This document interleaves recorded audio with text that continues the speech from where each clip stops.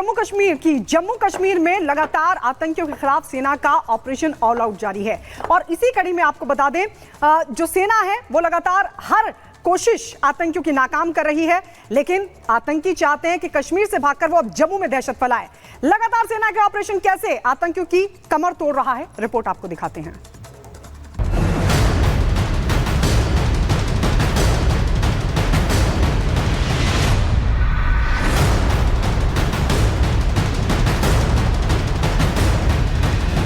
कश्मीर में सेना और सुरक्षा बलों की सख्ती से बौखलाए आतंकी अब जम्मू को टारगेट कर रहे हैं। एक तरफ आतंकी जम्मू के रास्ते घुसपैठ की फिराक में हैं, तो दूसरी तरफ जम्मू में हिट एंड रन रणनीति के तहत दहशत फैलाने की कोशिश भी कर रहे हैं। लेकिन सेना के जवान अब जम्मू में भी आतंकियों की साजिशों को अंजाम तक नहीं पहुंचने दे रहे हैं। आतंकी जैसे ही हरकत में आते हैं, सेना पूरी मुस्तैदी से उनका मुकाबला करती है। जम्मू में बीती रात सेना और सुरक्षा बलों ने 2 आतंकी साजिशों को नाकाम कर दिया। दरअसल आतंकियों ने राजौरी में गुंडा कवास गांव में शौर्य चक्र विजेता पुरुषोत्तम कुमार के घर पर हमला किया। पुरुषोत्तम के घर के पास में ही सेना की चौकी बनाई गई है, जहां मुस्तैद जवानों ने तुरंत जवाबी फायरिंग शुरू कर दी। मुठभेड़ के दौरान सेना के जवानों ने एक आतंकी को मार गिराया। इस दौरान एक जवान भी घायल हुआ है, तो वहीं गोलीबारी के दौरान पुरुषोत्तम के पिता विजय कुमार भी घायल हो गए, जिन्हें इलाज के लिए अस्पताल में भर्ती कराया गया है। वहीं सेना के जवान अब आतंकियों की तलाश में सर्च ऑपरेशन चला रहे हैं। राजौरी के ख्वास में हुए आतंकी हमले, जिसमें कि भारतीय सेना के कैंप के साथ साथ शौर्य चक्र अवॉर्डी पुरुषोत्तम कुमार के घर को निशाना बनाया गया, उसमें शामिल आतंकियों के लिए सर्च अभियान अब दूसरे दिन भी लगातार जारी है। कल आतंकी सुरक्षा बलों को चकमा देकर इस इलाके से भाग गए थे। आपको बता दें कि कल देर सुबह तकरीबन जो है वो 3 बजे यह आतंकी हमला हुआ था, जिसमें कि भारतीय सेना के कैंप को आतंकियों ने निशाना बनाया और उसके साथ साथ शौर्य चक्र अवॉर्डी पुरुषोत्तम कुमार के घर को निशाना बनाया गया, जिसमें भारतीय सेना का एक जवान भी घायल हुआ और उसके साथ साथ पुरुषोत्तम कुमार के चाचा विजय कुमार को भी बुलेट इंजरीज आई थी। जिसके बाद सुरक्षा बलों ने बड़े पैमाने पर ऑपरेशन चलाया था, लेकिन ऑपरेशन में किसी भी तरह की सक्सेस नहीं मिली और अब लगातार ऑपरेशन जारी है। वहीं दूसरी तरफ आतंकी पुंछ में एलओसी के पास बट्टाल सेक्टर में घुसपैठ की कोशिश कर रहे थे, लेकिन सेना के जवानों की मुस्तैदी की वजह से आतंकियों की घुसपैठ की कोशिश नाकाम हो गई। इस दौरान दोनों तरफ से फायरिंग भी हुई, जिसमें सेना का एक जवान घायल हुआ है। सेना ने पूरे इलाके की घेराबंदी कर आतंकियों की तलाश में सर्च ऑपरेशन शुरू कर दिया है। जम्मू में हाल ही के दिनों में आतंकी गतिविधियां तेजी से बढ़ी हैं।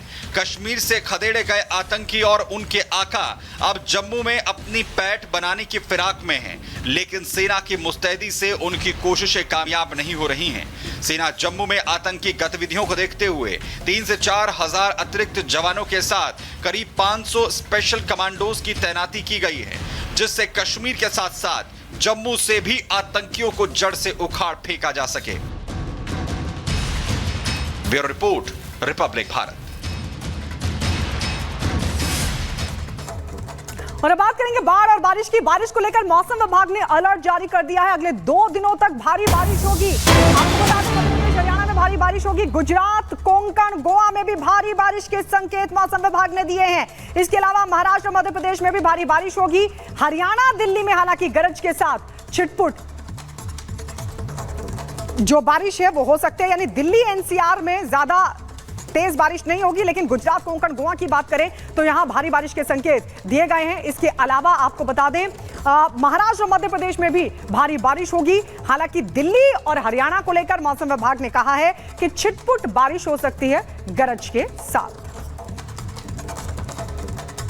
हालांकि आपको बता दें देश के अलग अलग हिस्सों में जो मूसलाधार बारिश है वो लगातार जारी है और ये मूसलाधार बारिश लोगों के लिए मुसीबत बनी हुई है। कहीं नदी अपनी मर्यादा तोड़ रही है, शहरी इलाकों में घुस रही है, तो कहीं पहाड़ टूट रहे हैं और लोगों को दिक्कतों का सामना करना पड़ रहा है। इस रिपोर्ट में आपको दिखाते हैं।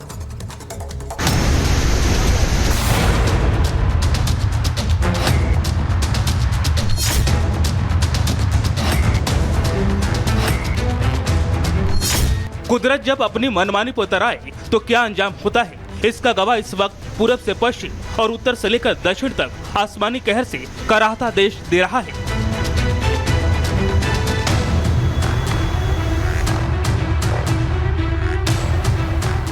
पहाड़ दरक रहे हैं, नदियां उफान पर हैं।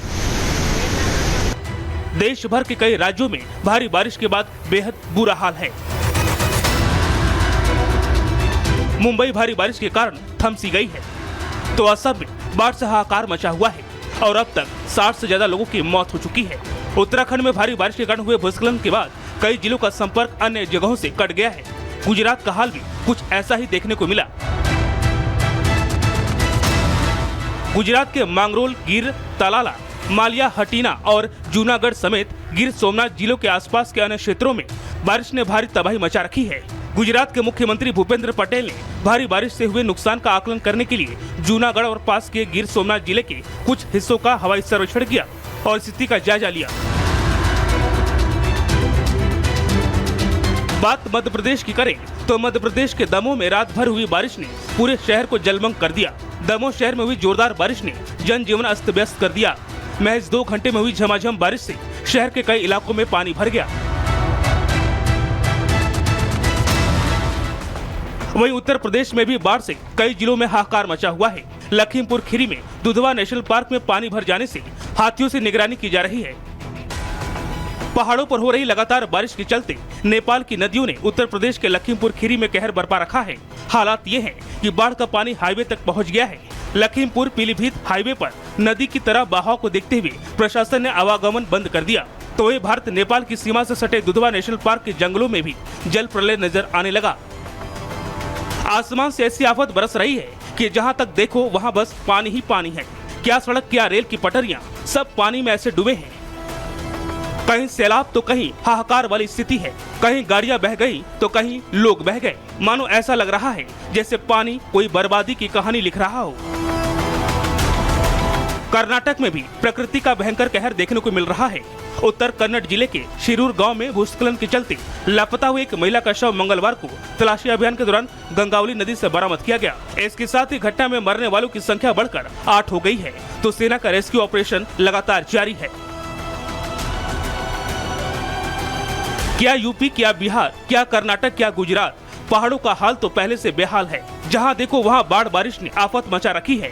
कई राज्यों में बाढ़ का खतरा है तो कहीं बारिश से जल जमाव की दिक्कत। इस बीच मौसम विभाग ने अगले 2 दिनों के लिए गुजरात, कोंकण, गोवा और मध्य महाराष्ट्र में भारी बारिश की चेतावनी जारी कर दी है।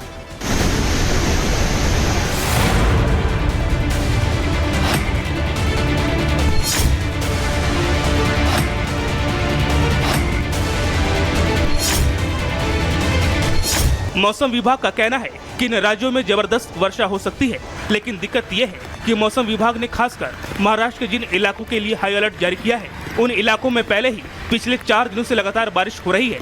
ऐसे में आईएमडी की इस चेतावनी ने पहले से ही भारी बारिश का कहर झेल रहे लोगों की टेंशन को और बढ़ा दिया है। Bureau report, Republic Bharat.